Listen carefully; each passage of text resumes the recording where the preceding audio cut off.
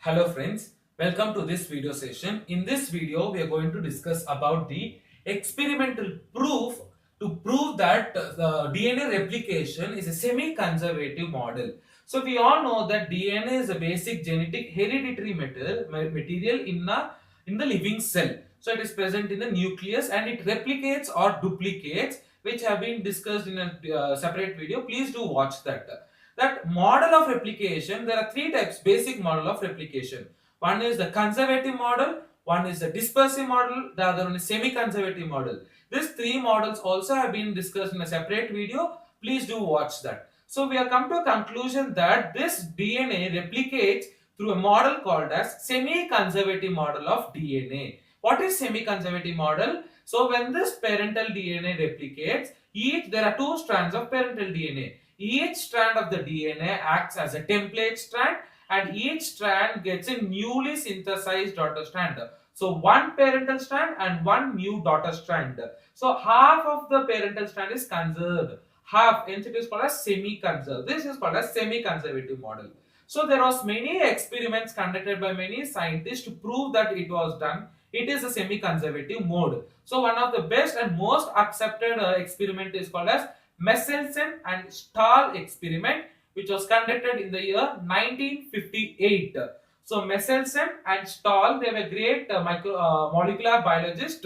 They conducted experiment and they proved that DNA replicates in a semi-conservative method. Let us see what is that experiment and how did they go about it. So in the year 1958, and this method or this experiment is based on cesium chloride density gradient centrifugation. Cesium chloride density gradient centrifugation. So first let us know what is the meaning of this. So cesium chloride was added density gradient.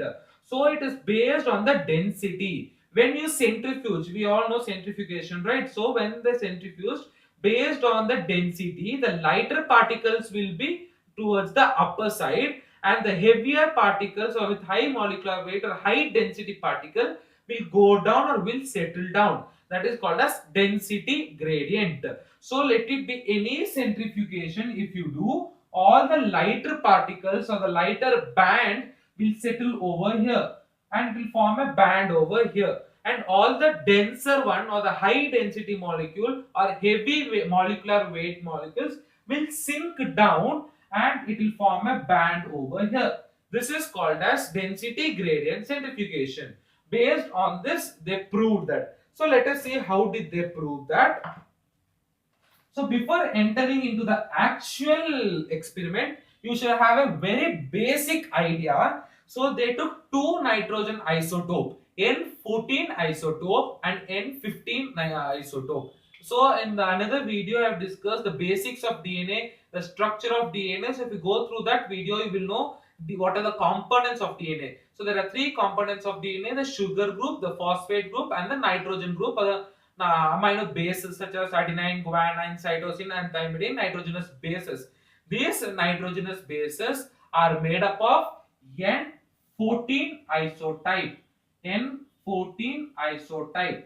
So in normal condition, if I take this any cell from any plant or living or any plant or any animals, and if I see the type of nitrogen in their DNA, it is made up of N14 isotype. N14 is considered to be normal type. Understand this? This N14 is having a lighter density. This N14 is having a lighter density. So will it float or will it sink down? Of course, the lighter particles will float. So when you do this centrifugation, this N14 will form a band. So if you do centrifugation, this N14 will form a band towards the upper side. Because it is lighter molecule, it will not float down, it will not sink down, it will be floating on the upper side. So that's what I have represented over here. You can see the red color thing that I am showing. The red color thing is up. So it forms a band. This N14 band, it is called lighter band. It forms towards the upper side. Since it is low molecular weight, it is lighter density, it is formed upper side. This is N14. Naturally, it is present in a DNA. We have another isotype, that is N15 isotype.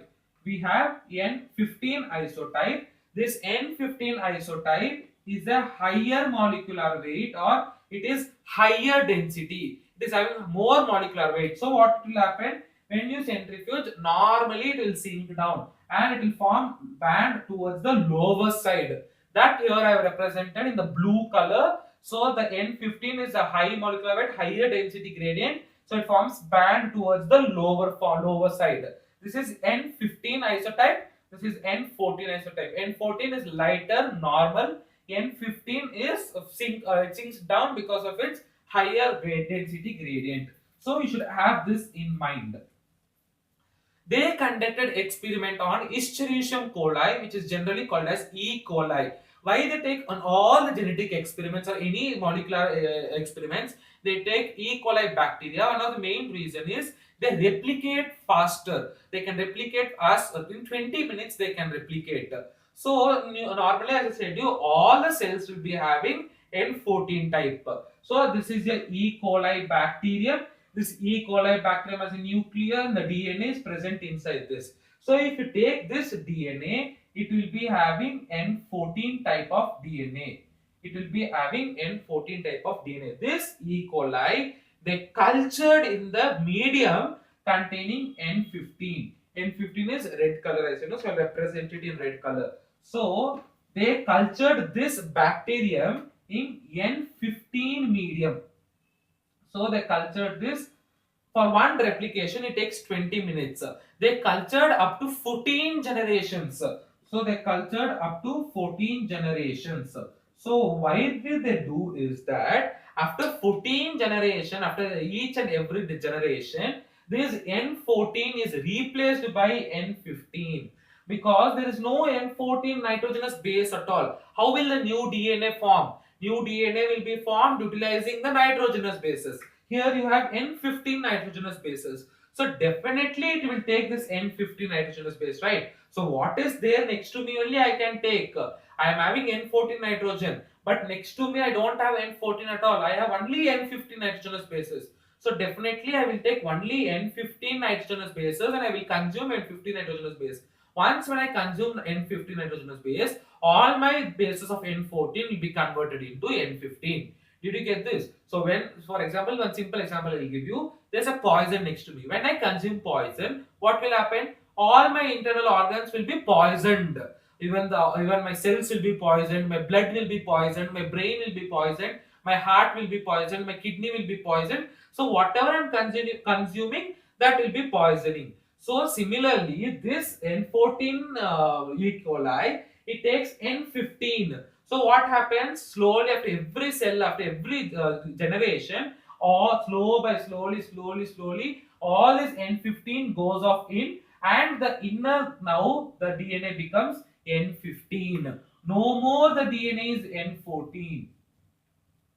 Now all the cells, now there are thousands of cells in this, all the cells will have N15 DNA. So there are thousands of cells, all the cells will have N15 DNA only. There is no N14. N14 is replaced by N15. So this is the first step they did. So they did for 14 generations. Remember this. So what did they do? So they cultured this E. coli, the natural E. coli that is having N14 generation. They cultured them in a medium containing N15 medium, such that all the generations, all the generation DNA has N15 type of isotype. N15 isotype nitrogen they had. This is the first step they did. Now what they did is, now they took this E. coli that is having N15 type of nitrogen and they placed it in N14 type of nitrogen.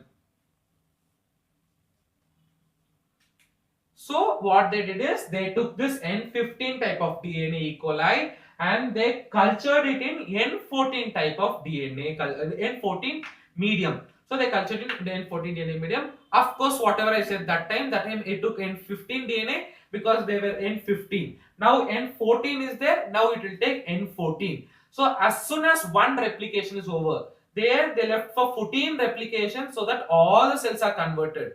Now here what they're doing is, after first replication or after the first generation, they're examining it. So what would have happened? Now everything is N15. So I will represent it in this way. So both the strands are N15. Now they are replicated in N14. So what will happen is this strands will separate. So this is my first strand, this is my second strand. Now they have cultured in N14 medium. So definitely new strands that are synthesized will be N14. So one N14, here also the new strands that are synthesized will be N14. So one strand is N14 and the other strand is N15. Here also one strand is N14, the other strand is N15. Did you get this? As soon as the one replication is over, so the strand separates and this is the parental strand. The new daughter strand is synthesized consuming the nitrogen, the medium from that medium is having N14. So the newly synthesized strand will be N14. Now you got two hybrid. We call it as hybrid because one is N15, the other is N14. So we call it as hybrid. If it is, now they did centrifugation, cesium chloride density gradient centrifugation they did. If it was N14, if both the strand was N14, it would have gone to upper band because it is lighter. If both the strand was N15, because of its denser molecule, the band would have come lower. Now here what happened is half of it was N14, half of it is N15. It is a hybrid molecule. So the thing what they got was in between these two. When they centrifuged it, and the thing there they got was in between. It was neither as low. So this is N14. Let us consider. This is N14. This is N15. Let us consider this as N14 region, and this is N15 region. Now this, after the first replication, when they did a centrifugation, they got a band in between. They neither got it in N14 region, they neither got it in N15 region, they got it in between. This indicates that 50% of them is N15, the 50% of the strands are N14. So this itself is enough to prove that it is semi-conservative method. Half is N15, half is N14. Half is of the parental type, half is of the newly synthesized. Semi means half. So it is half conserved or partially conserved. So this was the first replication they did. Again they left this to replicate in the N14 medium itself. This daughter strands, now they left to replicate in N14 media itself. So this is two daughter strands, they left to replicate in the N14 media itself. Let us see what will happen. So these strands will separate. So to the N15 strand and to N14 strand.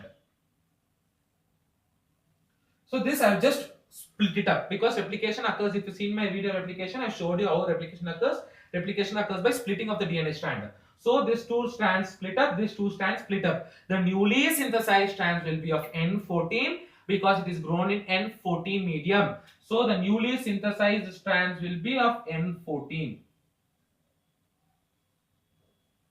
So the newly synthesized strands will be of N14. So what did you come to know this? This is same as that of the first generation. So this is hybrid. 50% is hybrid. There everything was hybrid. There were two daughter strands. Both the strands was hybrid. 100% hybrid in the first replication. In the second replication, 50% is hybrid and the other 50%, this two, is N14. So the other 50% is N14. So did you get this? So 50% is of hybrid nature that contains one N14 strand and one N15 strand.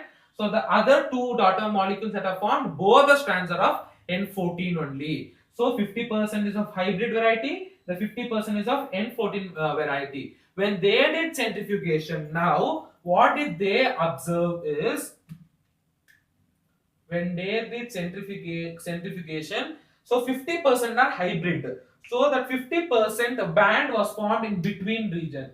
So in the central region, the band was formed. This is of the hybrid.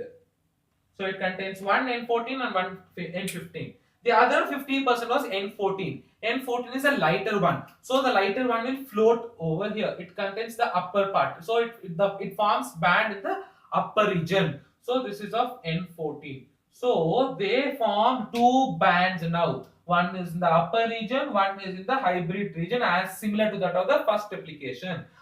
So this proves that DNA replication is a semi-conservative mode type. So I hope I made this experiment very simple and clear. Thank you for your patience watch listening, and if you have any doubts or any comments, please feel free to post comments, and please do subscribe, like and share this video. Thank you so much.